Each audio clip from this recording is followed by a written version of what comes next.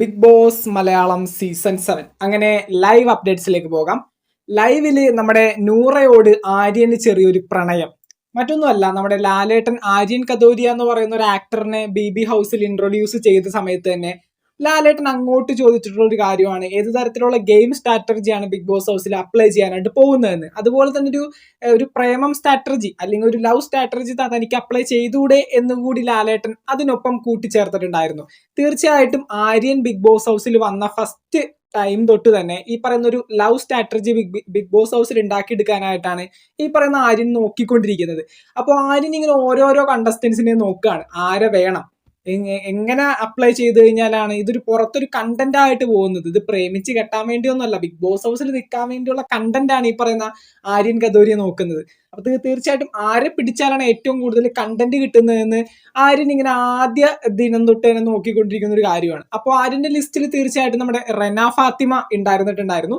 ആ ഒരു ഷോർട്സും കാര്യങ്ങളൊക്കെ ഇപ്പൊ യൂട്യൂബിൽ നല്ലപോലെ എഡിറ്റ് ചെയ്ത് ഓടുന്നുണ്ട്. ആര്യൻ ആദ്യ നാളുകളിൽ ചെറുതായിട്ടൊക്കെ റെനയെ ഒന്ന് ചുറ്റിക്കറക്കാനായിട്ട് നോക്കിയിട്ടുണ്ടായിരുന്നു. പക്ഷെ റെന ഫാത്തിമ ഓൾറെഡി കമ്മിറ്റഡ് ആണ് പുള്ളിക്കാരത്തി, അതുകൊണ്ട് തന്നെ അധികം കൊണ്ട് അടുത്തടുത്ത് പോയിട്ടുമില്ല.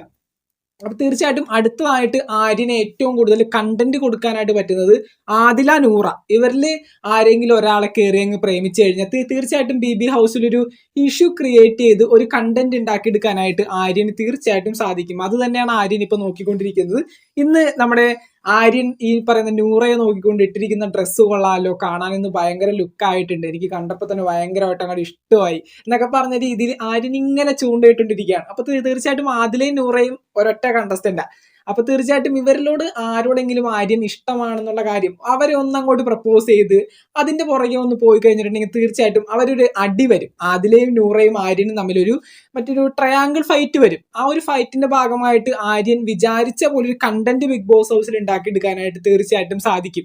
അപ്പോൾ അത്തരത്തിലൊരു മൂവ്മെന്റ് ആണ് ആര്യന്റെ ഭാഗത്ത് നിന്ന് ഉണ്ടാവുന്നത് എന്നാണ് നമുക്ക് കാണുമ്പോൾ തോന്നുന്നത്. ഇപ്പൊ നൂറയാണ് പിടിച്ചിരിക്കുന്നത്, ഇട്ടിരിക്കുന്ന ഡ്രസ്സ് കൊള്ളാമല്ലോ, കാണാൻ അടിപൊളിയാണ്, ഇന്ന് ഭയങ്കര ലുക്കായിട്ടുണ്ട് എന്നൊക്കെ പറഞ്ഞുകൊണ്ട് ചൂണ്ടയിടുന്നുണ്ട്. ആ മീനെ ആര്യന് കിട്ടുമെന്ന് നമുക്ക് നോക്കാം.